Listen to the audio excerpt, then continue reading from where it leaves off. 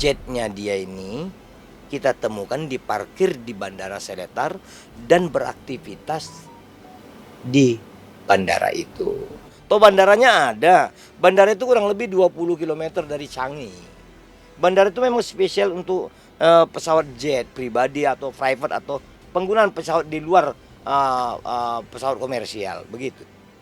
Kita sampaikan ini bagian dari kurun waktu korupsi itu, ada durasi waktu dan cenderung diberikan sebagai hadiah untuk anaknya itu.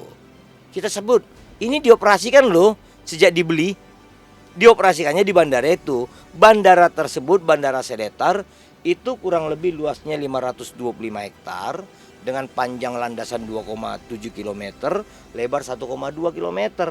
Bandara ini sudah mirip dengan kota di dalam kota. Kalau mau berasumsi kurang lebih itu sama dengan lebih ramai kalau disatukan seputar SCBD ditambah dengan SCBD yang sekarang di PSN kan oleh Pak Jokowi, ditambah dengan kelompok luasnya Pantai Indah Kapuk dan BSD. Itu dia kotanya. Di situ digunakan untuk apa saja, transaksi apa saja. Kalau disebut bahwa pesawat ini digerakkan sejak tahun 2019 dibeli itu, kalau nggak salah 2019 diserahkan ke anaknya, itu kurang lebih 270-an kali digunakan oleh individu yang menyewa dan atau badan hukum yang menyewa, kisarannya 1,5 sampai 3 jam. Kita kan antisipasi. Nah ini bagian dari itu. Pesawat ini kita tanya juga dong gitu. Kan kemarin-kemarin keluarga itu mempublikasikan jet seperti orang benar dan lain-lain, kita diem aja tuh. Nah sekarang saatnya kita bertanya, yang lu publikasi kemarin tuh gimana nih? Biarlah aparat hukum kita memeriksa itu semua. Jadi kita mau nyampaikan melalui cumi-cumi ini, kan nggak salah menyidik itu.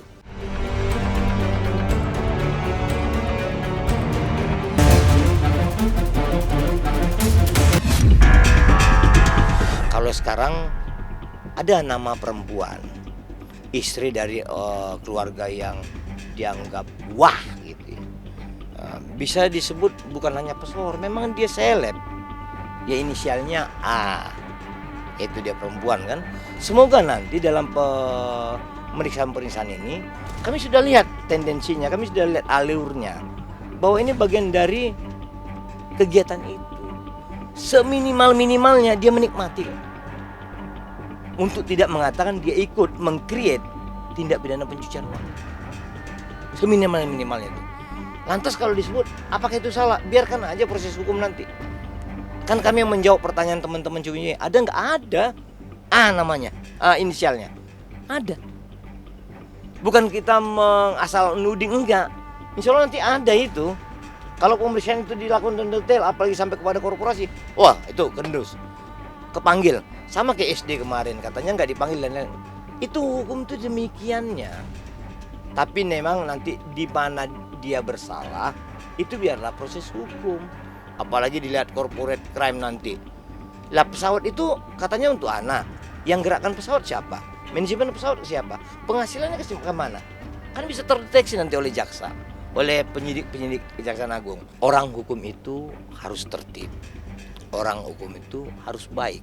Orang hukum itu jangan menghukum. Karena yang menghukum itu peradilan. Jadi kalau orang hukum itu pakai inisial. Jangan nama panjang, apalagi nama lengkap. Nanti kita lihatlah ya, kita masih menelusuri. Dari jumlah yang kemarin kita ketahui semua sudah 172 saksi, 16 tersangka, dan akan terus upaya-upaya pemeriksaan itu akan kami lakukan secara intensif. Terkesan kalau artis itu uangnya melimpah gitu loh. Taunya korupsi kan gitu, itu kan itu yang tidak baik. Jadi tidak mendidik masyarakat gitu loh. Jadi selama ini kan orang melihat itu kan crazy rich, orang kaya luar biasa, beli Fortuner, beli mobil, beli ini Rolls Royce, beli pesawat segala macam gitu loh. Wah ini kaya raya banget gitu loh. Kita tahu cuman bintang film berapa sih gajinya? Kan kita bisa tahu melalui pendekatan berapa per jam atau berapa per hari gitu loh. Apa per episode? Apakah mungkin sampai sekaya itu? Kenapa tidak kaya yang lain gitu kan? Nah ternyata hasilnya adalah hasil korupsi kan gitu. Jadi tidak mendidik masyarakat. Itulah sebabnya saya katakan itu masyarakat itu harus dididik.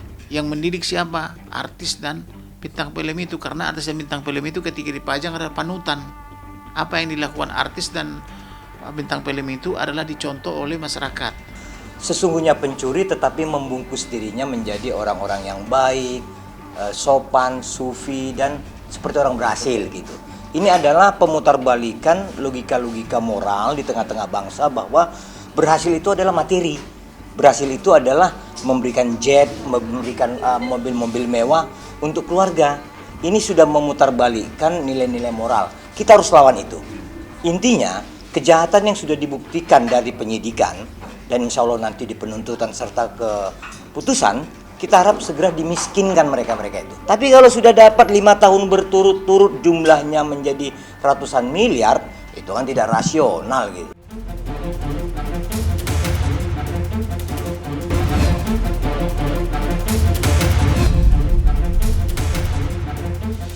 Di podcastnya Densu ada NM dan Fadel ya, di sesi yang berbeda. Di sini bukan karena gue ngebelain Fadel ya, tapi gue di sini dalam konteks kemanusiaan. Lu sebesar apapun masalah lu dengan orang, atau lu boleh bermasalah dengan orang-orang seperti biasanya ya, NM kan begitu.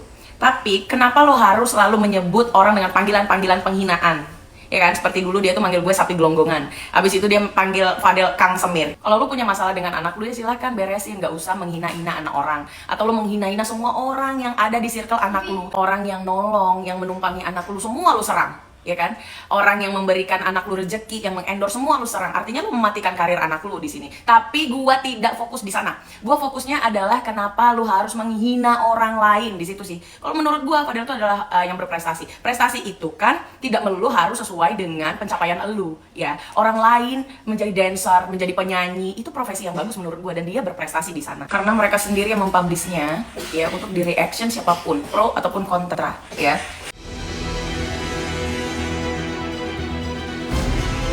Sebutan tukang semir bukan pula satu-satunya cercaan pedas Nikita Mirzani yang disoroti oleh Tengku Zanzabela.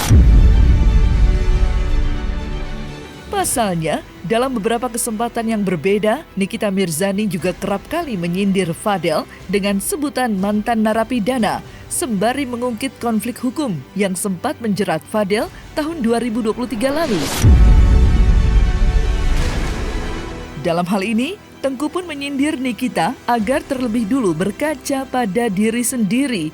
Karena layaknya Fadel, Nikita Mirzani sempat pula merasakan dinginnya hidup di balik jeruji besi.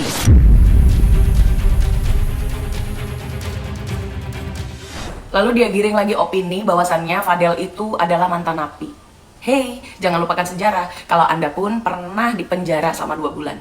Cek story IG gue. Di situ juga gue sertakan hasil dari pelaporan yang dahulu. Umpamanya nih, Fadel tidak dekat dengan Loli. Dia pasti banyak banget penggemarnya yang suka banget dengan dance-nya. Dan beberapa kali juga gue ikutin, dia dapat penghargaan juga ya, dan bukan baru-baru gitu. Jadi emang kalau bermasalah dengan dia, orang itu memang ditindas, direndahkan sekeluarga, semarga, seapapun itu.